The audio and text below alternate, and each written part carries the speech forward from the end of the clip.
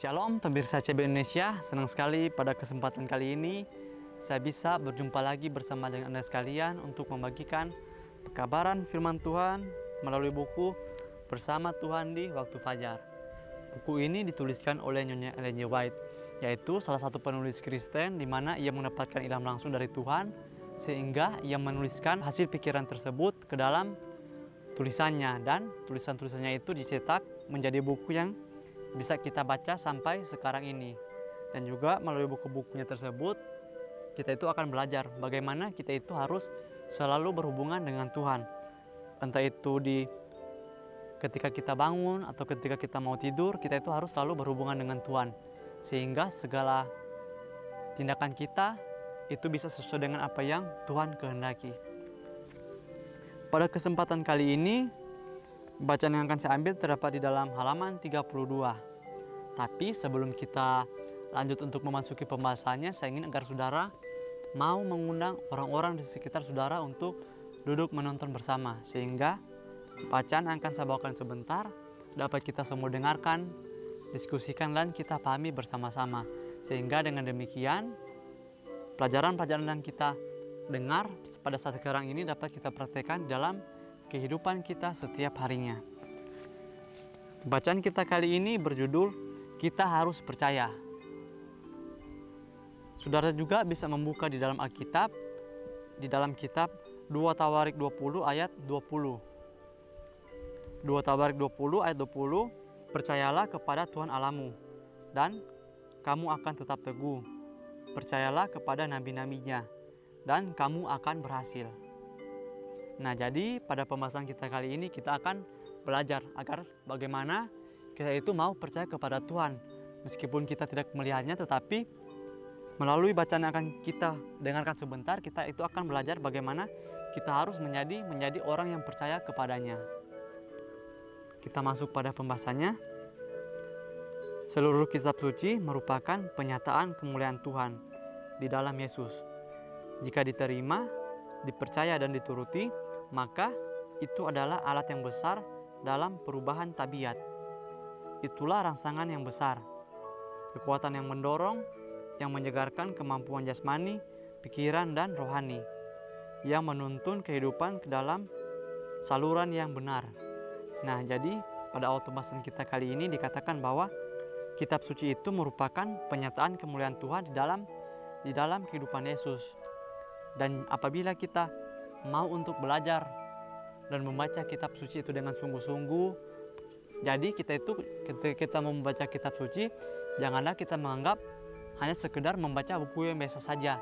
Mengapa? Karena Tuhan ingin agar ketika kita mau membaca kitab suci, kita itu harus berdoa dulu kepada Tuhan, meminta kuasa dan hikmat dari surga, sehingga ketika kita membaca kitab suci, kita akan mengerti makna yang lebih dalam dari bacaan-bacaan tersebut. Dan tentu saja apabila kita dengan sungguh-sungguh membaca kitab suci, maka otomatis hati kita itu akan menjadi tenang. Mengapa? Karena apa yang tertulis di dalam kitab suci itu merupakan kejadian-kejadian nyata dan juga merupakan penyataan kemuliaan Tuhan. Sehingga ketika kita membacanya, maka hati kita menjadi tenang, kerohanian kita juga bertambah, dan tentu saja kemampuan jasmani kita juga itu akan bertumbuh. Mengapa? Karena ketika kita merasa sesuatu yang damai, merasa sesuatu yang tenang, maka otomatis tubuh kita juga ini akan menjadi sehat, karena kita tidak memiliki lagi beban di dalam pikiran kita. Alasan mengapa orang muda, bahkan orang dewasa begitu mudah dituntun ke dalam penggodaan dan dosa, ialah karena mereka tidak mempelajari firman Tuhan dan merenungkannya sebagaimana seharusnya. Kekurangan akan kuasa, kemauan yang pasti dan teguh yang dinyatakan dalam kehidupan dan tabiat adalah akibat dari mengabaikan ajaran firman Tuhan yang kudus. Mereka tidak mengarahkan pikiran kudus yang murni dan tidak mengembalikannya dari yang tidak benar dan tidak murni. Hanya sedikit orang yang memilih bagian yang lebih baik, yang duduk di kaki Yesus untuk belajar dari guru ilahi itu. sedikit orang yang menghargai kata-katanya di dalam hati dan mempraktikkannya di dalam kehidupan. Nah, jadi saudaraku sekalian, di sini sudah sangat jelas tertulis bahwa alasan mengapa orang muda, yaitu saya dan juga bahkan orang-orang dewasa, begitu mudah dituntun ke dalam penggodaan dan juga jatuh ke dalam dosa. Yaitu salah satu atau penyebab utamanya yaitu adalah kita tidak mau untuk belajar dan merenungkan firman Tuhan sebagaimana seharusnya. Nah, seperti yang saya katakan sebelumnya, bahwa apabila ketika kita mau untuk membaca kitab suci, kita itu harus berdoa dulu meminta kuasa dan pengetahuan yang berasal daripada surga.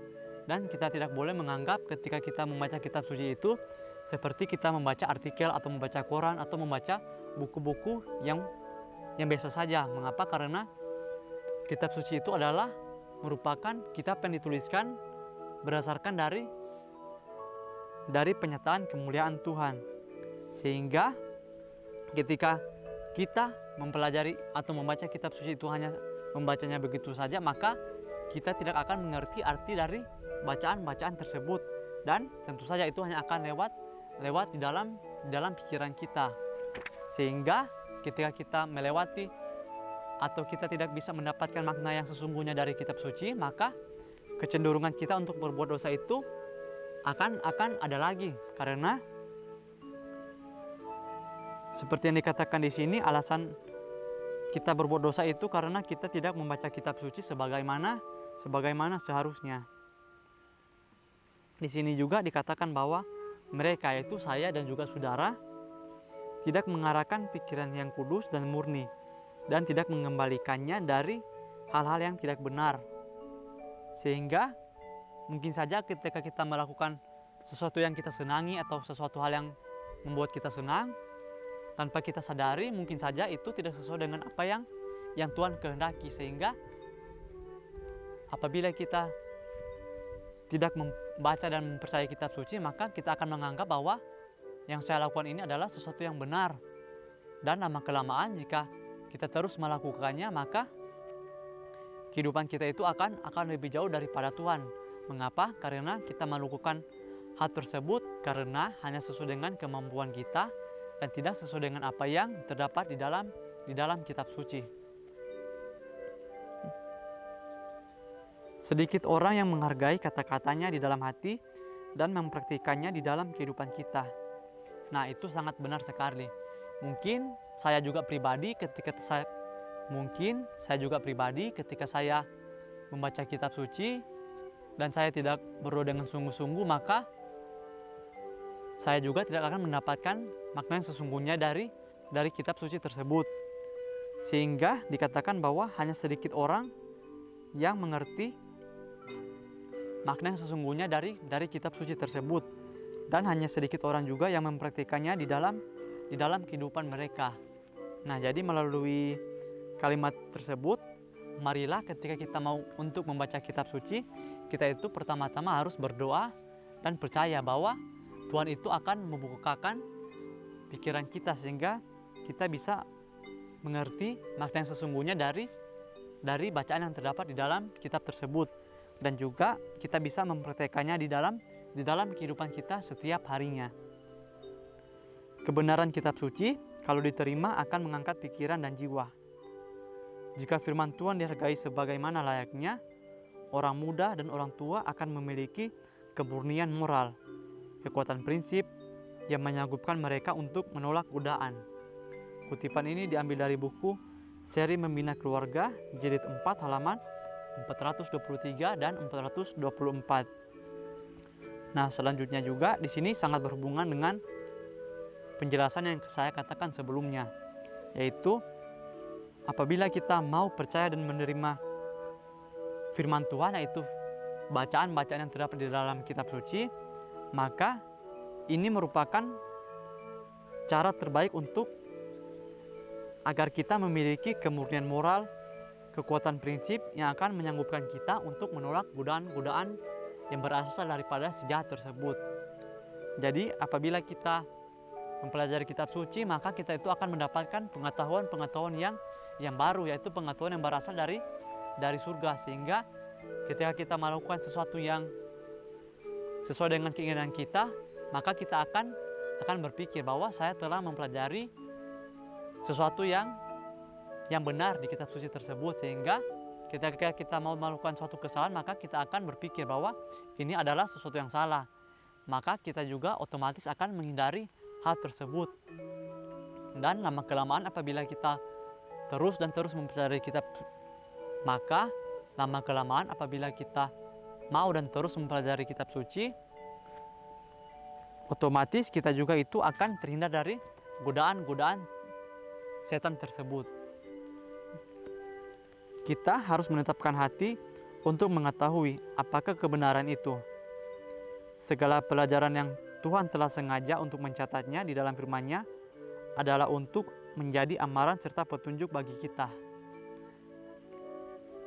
Semuanya itu diberikan untuk menyelamatkan kita dari penipuan. Melalaikan semua itu berarti kehancuran kepada kita. Apapun yang bertentangan dengan firman Tuhan, kita dapat memastikan bahwa itu berasal dari setan. Bacaan ini diambil dari buku Alfa dan Omega jilid 1 halaman 51. Nah, di akhir paragraf kita kali ini, kita itu diingatkan bahwa apapun yang kita lakukan semuanya itu dicatat di surga.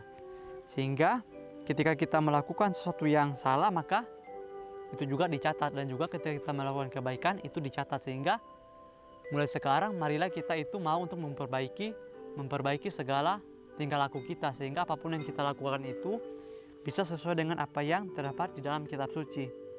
Dan kita juga harus percaya kepada Tuhan, karena apa yang dituliskan di dalam kitab suci itu semuanya itu diberikan untuk menyelamatkan kita daripada penggodaan. Dan apabila kita melalaikan semuanya itu dan kita tidak percaya tulisan-tulisan terdapat di dalam kitab suci, maka itu merupakan kehancuran bagi kita. Karena apapun yang bertentangan dengan firman Tuhan, itu sudah dapat dipastikan bahwa itu adalah berasal dari setan. Jadi inti atau pelajaran yang bisa kita ambil dari bacaan kita kali ini itu kita harus percaya. Kita harus percaya kepada Tuhan meskipun kita tidak melihat hasilnya sekarang ini, tetapi apabila kita mempelajari kitab suci, kita itu harus percaya bahwa Tuhan akan memberikan apa yang kita butuhkan sekarang ini. Dan juga di sini dikatakan di akhir kalimat atau di akhir bacaannya, yaitu apapun yang bertentangan dengan firman Tuhan, kita dapat pastikan bahwa itu berasal dari setan. Jadi di dalam dunia ini itu hanya ada dua pilihan, yaitu baik dan benar, yaitu antara Tuhan dan setan. Jadi ketika kita melakukan sesuatu yang sesuai dengan kehendak Tuhan, maka itu tentu saja kita akan jauh daripada setan, jauh daripada penggodaan tersebut. Dan sebaliknya, apabila kita melakukan sesuatu yang bertentangan dengan perintah Tuhan, itu sudah otomatis merupakan atau kita melakukan sesuatu sesuai dengan keinginan kita sendiri atau sesuai dengan apa yang diinginkan oleh si jahat tersebut. Jadi mulai sekarang ini marilah kita bijak-bijak dalam menjalani kehidupan kita, yaitu kita harus melakukan segala sesuatu sesuai dengan apa yang tertulis di dalam kitab suci. Dan kita juga harus percaya bahwa tidak ada yang kebetulan di dalam kehidupan kita, karena segala sesuatu yang terjadi di dalam kehidupan kita itu akan mendatangkan kebaikan untuk kita sendiri. Jadi kita itu harus percaya dan terus percaya kepada Tuhan. Kemanapun Dia mau membawa kita, apabila kita terus percaya kepadanya, maka itu akan mendatangkan kebaikan juga untuk kita di masa mendatang. Mungkin ini saja bacaan yang bisa saya sampaikan kali ini. Kiranya melalui bacaan ini, iman kita itu lebih hari akan lebih dikuatkan, dan kita juga itu akan terus percaya kepada Tuhan. Sampai bertemu lagi di pembahasan berikutnya. Saya bawa dalam nama Tuhan Yesus. Terima kasih. Amin.